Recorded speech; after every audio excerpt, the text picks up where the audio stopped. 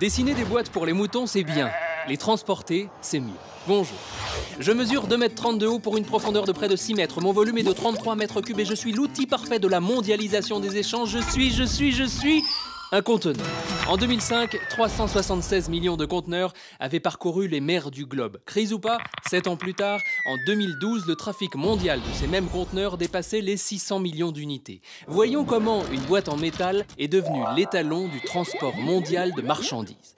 Tout commence par une bête histoire de bouchon. Patron d'une société de poids lourds, l'américain Malcolm McLean décide de contourner les embouteillages en prenant le large. Partant d'une remorque, il supprime roues, essieux et châssis, puis décide de la charger sur un ancien pétrolier.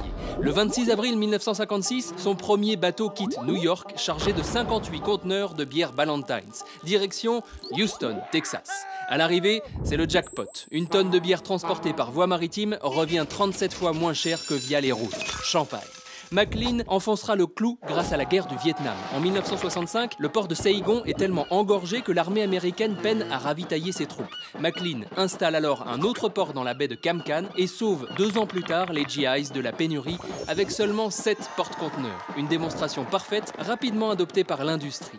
Dès les années 1980, le constructeur japonais Toyota réduit drastiquement ses stocks en s'appuyant sur la rotation des conteneurs. Cette méthode, appelée le juste à temps, fait des émules. Entre 1980 et 2004, le volume mondial des biens stockés est passé de 25% à 13%. Adieu hangar. Avec un coût du transport en chute libre, tout devient plus simple. Plus besoin de concentrer la production. Chaque élément peut être fabriqué là où c'est le moins cher, puis transporté dans ces grandes boîtes. Tiens, Mattel par exemple avait pour habitude de fabriquer ses jouets au Japon. En 1997, le plan global de production change tout cela. 10 ans plus tard, l'entreprise fait tourner 13 usines en Chine, Thaïlande, Malaisie, Indonésie, Mexique, auxquelles s'ajoutent plus d'une trentaine de sous-traitants. Rien qu'en Chine, Mattel emploie 60 à 80 000 personnes.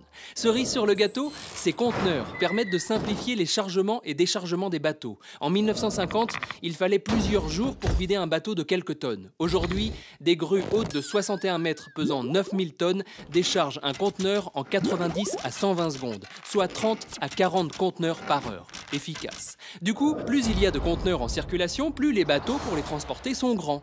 Le CSCL Globe, fabriqué par Hyundai, est le dernier monstre en date. Près de 185 000 tonnes d'acier sur lesquelles peuvent embarquer 19 100 boîtes. De quoi contenir 189 millions de tablettes, soit plus de 90% des ventes dans le monde en 2013 en un seul bateau. Un gros Père Noël, dont le traîneau laisse quelques méchantes traces. Le carburant utilisé par ces géants des mers rejette 2000 fois plus de soufre que le diesel.